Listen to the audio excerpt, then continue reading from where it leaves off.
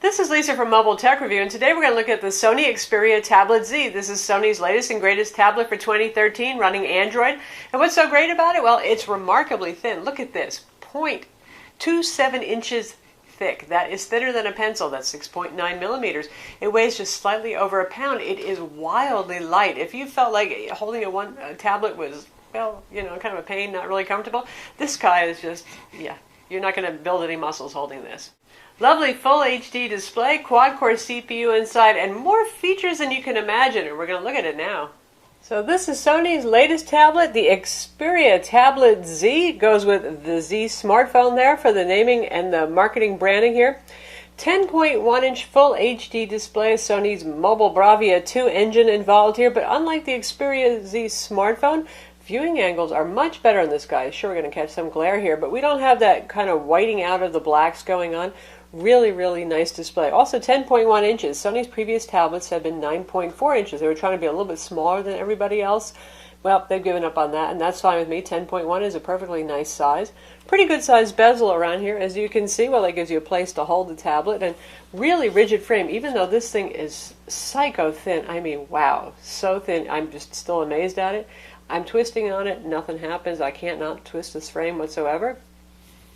It's available in black in the 16 gig model, which is $499 in the US for the Wi-Fi model. There are no 3G models in the US. Overseas, you probably can get them, but not here. And if you get the 32 gig model, you have your choice of white or black. In either case, it's a matte finish. And this is what the back looks like. I personally think I like the black a little bit better, but hey, that's why they give us a choice. Slightly, almost like a pearlescent finish, depends on the lighting, as how much you can see that on the white model. Certainly clean, certainly modern, goes with your kitchen pretty nicely. And here's our 8.1 megapixel camera here. This is Sony's Exmor R sensor on it. Takes pretty nice photos. We'll talk about that in a bit. There's a front-facing camera as well, centered right here, so that's great. We don't have to have a video conference with our ear being the main thing that shows. I always like it when it's in the middle. And everything else is covered under rubber ports on the side. Now, why is that? Because, again, like the Xperia Z smartphone, this guy is dust resistant and water resistant. Sony says you can keep this under as much as 3 feet of water for up to 30 minutes. So I did, in fact, wash it in the kitchen sink. You have to make sure all your little port doors are closed, and, well, it's obviously fine. So for you extremely tidy people, you people who work outdoors, those of you who want to take it to the beach and worry about a little bit of splashing, hey, cool, it's for you. So we take a look at those ports right here. We've got right there a little door, and we pop that open. You can see right here, that is our micro USB port. This supports USB host as well with Sony's optional USB host on-the-go adapter cable, which I happen to have, so I've used that, and we'll talk about that also a bit later. We've got stereo speakers on the bottom, little speaker right there. And one down on this end as well, right here. And Sony's tablets, much like their notebook computers, have been surprisingly quiet. You'd think a company that makes a whole lot of nice stereo and AV gear would have a pretty rockin' kind of audio experience. So far, this guy is the loudest that we have heard on a Sony tablet. It's finally not too meek and quiet to even listen to in your own living room.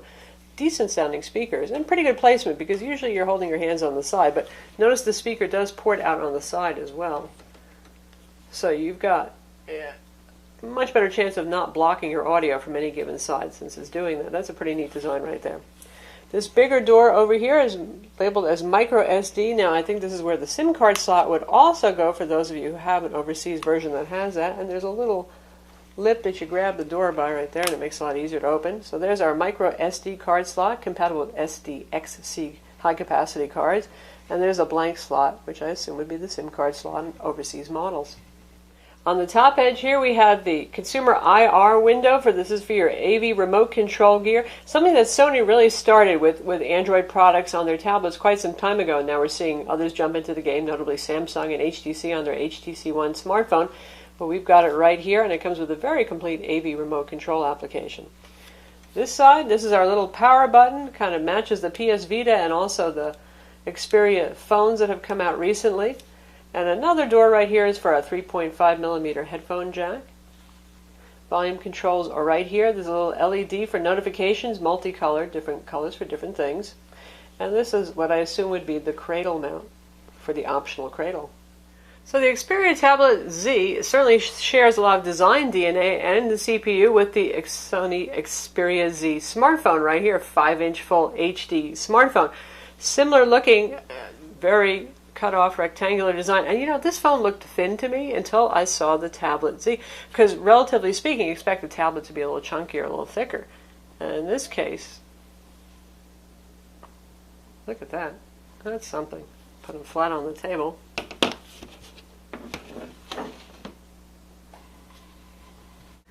And now we've got them flat on the table. You can see that the phone is actually a little bit thicker. Pretty wild. And here for a little comparison, we have it with our Nexus 10 Android tablet right here. Both 10.1 inch. And you can see that the Sony is a little bit longer or wider across right there. Much lighter though, about 5 ounces lighter than the Nexus, and you can really feel it. And also a little bit thinner than the Nexus too. The Nexus doesn't look like the most svelte device, but it actually is fairly thin. So that's pretty impressive right there, but the Sony is still a little bit thinner than it, and obviously lighter. Now our Nexus 10 has an even higher resolution, crazy resolution display, but other than that you're looking at fairly comparable products. The tablet weighs 1.09 pounds, and again it is 0.27 millimeters thick, which is right now the thinnest tablet on the planet. For those of you who've had maybe an iPad with Retina display and have found that kind of heavy, this seems like nothing. It's trivial. In fact, this is about the same weight as my iPad mini with a fairly minimal case on it. So very easy to hold for long periods of time, which can make it good for reading also. One thing to note is it's an extremely rectangular design, isn't it? So when you're reading up and down, holding this in portrait mode, it might seem a little bit weird at first because it is so long across here, or it would be tall if you're holding it like that. You get the idea. You can see our home screen functions in both ways. But the full HD display, really nice for reading on, and the weight, just great. The tablet is running Android Jelly Bean 4.1.2, which is what we see on a lot of tablets and smartphones coming out right now. I think some manufacturers are avoiding latest, greatest 4.2.2 because it is a little bit buggier, but I'm sure we'll see it eventually on this tablet. Sony has done some light customization here, not too much. You can see we've got our indicator up here for our 5 home screens. They have not loaded too many widgets on. There's a weather widget over here, a little note-taking application. Tap that and you can go into, well, there it is, your full-size note-taking interface. This does not have a digital pen, so you're going to be taking notes using the on-screen keyboard or your finger, by the way. And you can see right here, they've been doing this for a while, and this kind of goes back to the honeycomb days. We have our little apps symbol over here, and you just tap on that to get to your app drawer. A little translucent thing, nice and quick, indicator as to how many screens you have. And you can see up here we have alphabetical, or you can do it by most recent, recently installed, your own order if you want to order those up, tidy up yourself. And if you want to get to all of your settings, well, first you've got a lot of notifications down here in this corner, typical of Android. And we've got our wireless indicator, which doesn't really seem to keep up very well with what the wireless reception actually is. I notice it tends to take longer to update as opposed to actually looking at settings and see where your wireless reception's at. We've got the battery indicator right here with percentage. You can turn the percentage on and off. This also has the stamina mode. It can turn off the wireless radios when the device is sleeping to save power. And if we tap here on the time, we have our notifications, and we can clear those guys, and we can get to all settings by going right here. And here we have what look like typically your normal Android settings over here. We've got a couple of customizations though. Here we have our stamina mode, our low battery mode options for Xperia. Notice we have DualShock Wireless 3 controller. This is pretty cool. Take your DualShock Wireless 3 controller that comes with your PlayStation 3, plug in that USB cable with the optional USB host adapter not included in the box, and you can pair these guys up. It's pretty much the same process as if you had a PlayStation 3. You connect it via the USB cable at first, they make good friends with each other, and then they're connected via Bluetooth. And then it has actually information also on how to get the controller to pair back up with your PlayStation 3, which is, you know, again, is just plug in the cable, hit the PlayStation button, and you're done. So finally, you can use the PlayStation 3 controller without actually having to root your tablet, which is pretty cool. And for those of you who are not sure what I mean, right here we have our PlayStation DualShock 3 controller. And here we have the cable that comes with. And on the end I have attached that Sony USB host adapter that they sell in Sony style stores, other stores. right there. So you can actually use this guy to attach things like flash drives and all that. Now, previous Sony tablets have had USB host as well. The nice thing is now all your media actually shows up from removable stuff, whether it's a card or a flash drive, in associated multimedia applications. You don't have to go hunting for those videos or those music files. They'll just show up in your music and video players. Good stuff there. Other settings of interest, we have the Sony Entertainment Network option over here because there's a whole bunch of Sony stuff on here, including PlayStation mobile gaming, so you can set up your account with that. And developer options are right there and visible for you more technical types. It's not hidden. You don't have to press on the build number 17 times just to get it to show up or anything like that. And for our storage, well, we have lots of stuff installed on here, but you can see this is the 32 gig model, and we start out with about 25.68 gigs available to us, and I've installed lots of games and other things on there. We have an SD card installed and support for USB mass storage right there. So, good stuff. Inside, we have pretty good specs. We have a quad-core Qualcomm Snapdragon S4 Pro CPU running at 1.5 gigahertz. It's not the Qualcomm Snapdragon 600 we've seen in the Samsung Galaxy S4 and HTC One smartphones, but it's pretty darn fast CPU and it benchmarks very well, and I'll tell you all those numbers in a minute. And honestly, you know, Android, because there's so many models to differentiate, they become a little bit like PCs, where feeds and speeds are one of the big competitors, and we're just going so fast with CPU upgrades that you don't have to worry about it that much. As long as you've got something really pretty darn fast in there, you're good. This is really pretty darn fast. It's one of the faster tablets on the market. There will always be something faster coming. Don't worry about it. All the games play just fine on this CPU and a variety of other top-notch CPUs, and the games are typically the most demanding. It has 2 gigs of RAM inside. It's available with 16 or 32 gigs of storage. In the United States, 16 gigs will cost you $4.99, 32 gigs will cost you $5.99. And that's typical Sony launch prices. Knowing them, you know, 5 months down the road, it'll probably come down by $100 or so. And it's a little bit on the pricey end, I think, because there's so much price pressure on Android tablets. I'm not saying that this product isn't worth it. It certainly has a lot of great features, but it's hard right now because everybody's trying to do a race to the bottom with pricing. That said, it is priced competitively with the Nexus 10, so not so bad there. And also, obviously, with the iPad with Retina display. The tablet has NFC, that I already mentioned, that has that consumer IR remote. We have dual-band Wi-Fi, Bluetooth 4.0, a GPS with GLONASS, works perfectly well on this as well.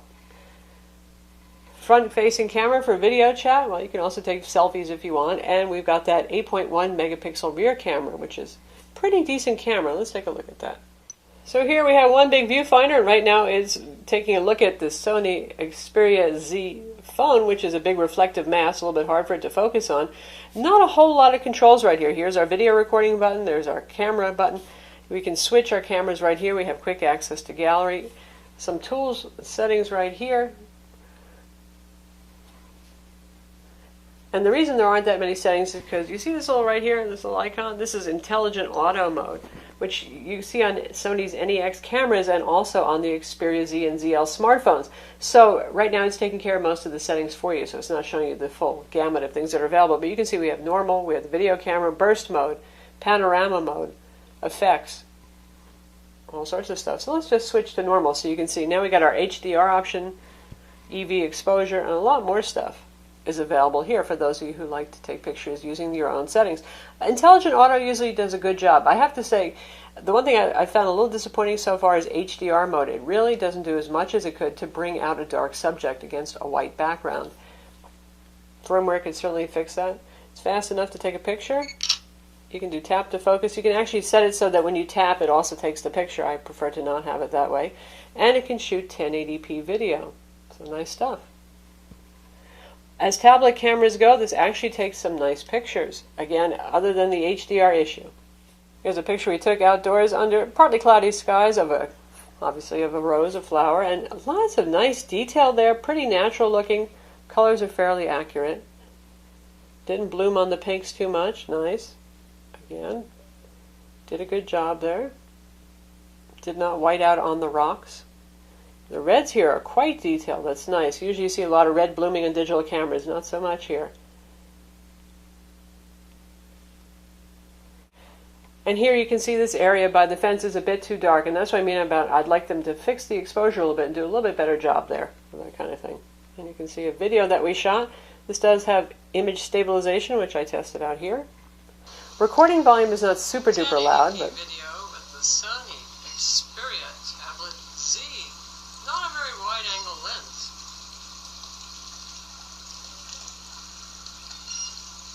Now I'm going to walk to test image stabilization. I'll try not to fall in the pool. so there you have a 1080p video recorded with the camera. Not bad for a tablet, I have to say. And given how light this is, you might be tempted to actually whip it out and use it for photography and videoing. In terms of applications, I've put obviously a lot of benchmark applications on here and some games. Chrome is the included browser. The old WebKit browser is not to be found. That means no Adobe Flash preloaded either. I did install Boat Browser and I sideloaded Adobe Flash and that worked just fine on here. You've got the full suite of Google applications on here, the YouTube player, Gmail, email application, Google Plus, the new Google settings over here so you can control what everything is about. Google Maps is on here, navigation as well. Then you're probably going to want a MiFi hotspot or use your smartphone's hotspot feature if you're going to be navigating on the go, or you could pre-download your maps too. We have an FM radio over here which has a kind of soothing visualizer. It actually has quite good reception. I was impressed with it. Crackle is preloaded. That's Sony's thing for streaming video. It works fine on this. Generally, Crackle works better on Sony products than on other brand products. Behaves well, not flaky. We've got our PlayStation mobile gaming over here, which is pretty neat to have, though the selection of games I saw wasn't all that exciting compared to what's on the Android market. We've got Sony's own video player, and we've got their Walkman music application, as well as the standard Google Play applications for playing your multimedia files and Google Play books as well. Sony also preloads their music and video unlimited applications for those of you who are customers of those services. Netflix is preloaded as well. They don't mind if you use other people's streaming media services, clearly. We've got Track ID on here, so it can ID your music track. Xperia Link, so you can get friendly with your Xperia smartphone, basically to use it as a mobile hotspot more easily in case you find that a daunting task. Their social life application for Twitter and Facebook. I've tended to avoid that for as long as Sony Xperia tablets have been around. It's not that the UI is bad, but it's always either been a battery hog or a little bit quacky. So I'm still testing that now to see how it runs on this tablet. And we've got their AV remote control right here. And there's a quick launcher down here, which is nice. So no matter what you're doing, you can get to it quickly.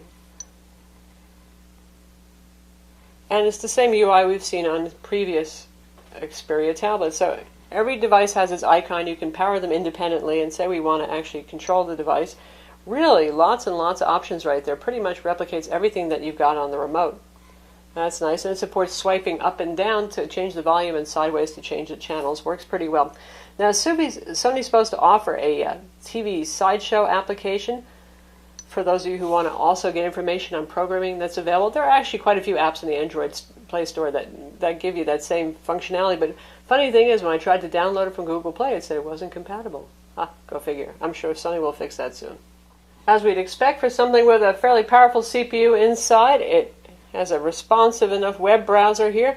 Nice with the full HD displays. Text is very sharp and easy on the eyes. It's likewise, again, like I said, really nice for reading ebooks, but great companion for content consumption right there, just because of the sharpness and the clarity of the display. It's a pretty bright display, not wildly, insanely bright like some of the Asus tablets that we've seen, but it's certainly bright enough for even a bright room. One thing I don't like about it is the glare. This is a pretty darn glary display. I'm sure Sony's going to have a field day selling matte screen protectors for this just to cut back on the glare.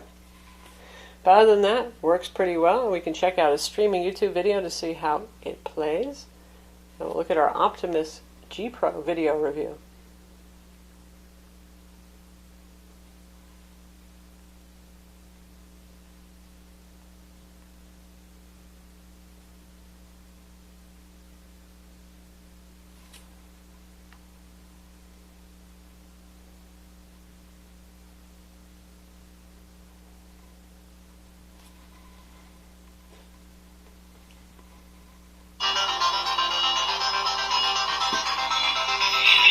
By Sony standards, that's pretty loud right there.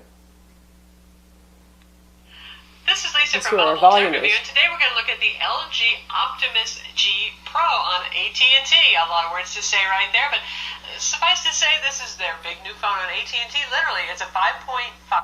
Plays fine, works fine, and you can see we're just a little bit over 50% volume there. It's pretty darn loud and not too harsh and shrill for a tablet. Now, of course, you're going to get the best sound if you plug in some external speakers, a good set of headphones, or even a Bluetooth speaker. And right here, even though we're in the web browser, you see we have quick access to our AV remote control, and there's another little icon right there, and that's your quick launcher bar. And not unlike what Samsung and LG have done with their little quick launch bars, you can actually customize this and add different applications, but you can launch little floating applications. So I just launched the note application right there to take a quick note. So that's kind of a handy feature. And if you want to add more, you can see you can turn your widgets into little apps, which is interesting, pop-up apps right here, and you can get more small apps, they call it, from the Play Store, and these are the apps that are supported right here. So it's not everything on your tablet, it's just the ones that are supported, but nonetheless, it's pretty neat, and there's a good set of core applications here, and it's nice to see that there are some others available as well. This is Sony's Walkman application here. Always a pleasure to use it. They pretty much know what they're doing when it comes to music players. You can use Google Play if you want to as well, but nice UI right here. Pretty easy to use, and it plays in the background, and there's a widget for this too, so nice stuff. Likewise, you've got a couple different ways to play videos right here. We'll look at Sony's own, and we'll pick a trailer.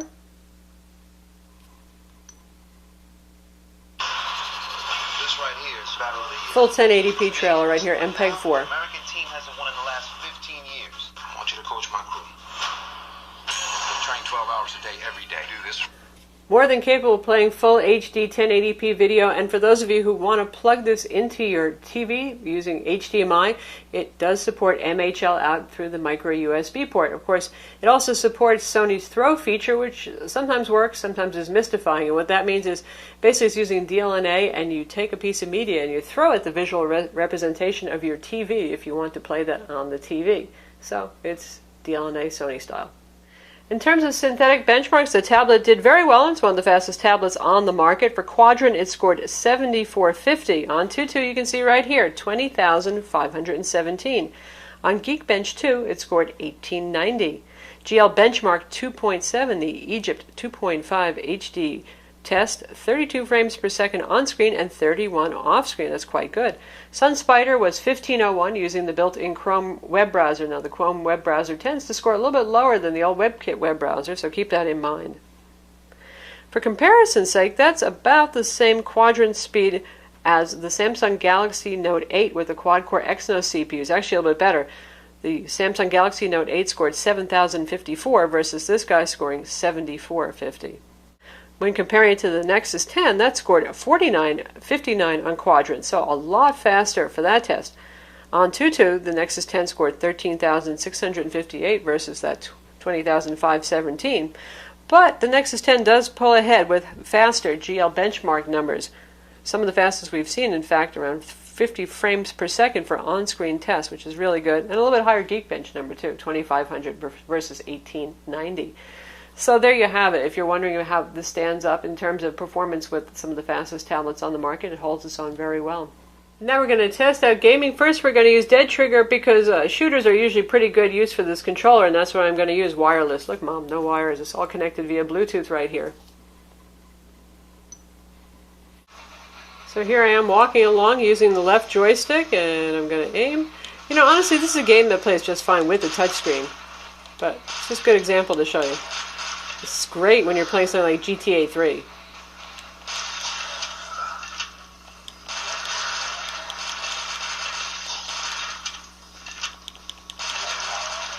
So now we've destroyed our zombies. You can see it looks just fine. It plays just fine. The controller works nicely.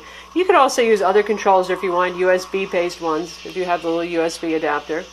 And GameStop's Bluetooth controller also works. And now for something a little bit less blatantly violent, we have Bard's Tale here, which is a pretty demanding game. And this is the high-res version that's about 3.6 gigs to download. So you've got all the good stuff right here. Come to me. On the move!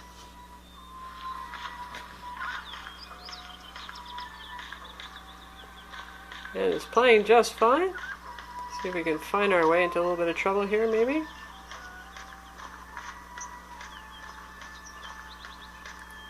Nobody wants to talk to me? Oh well.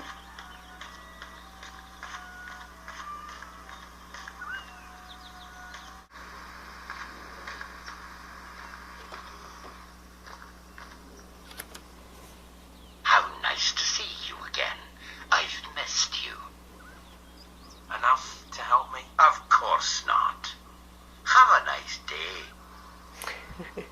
Ah, the friendly people in Bardstown.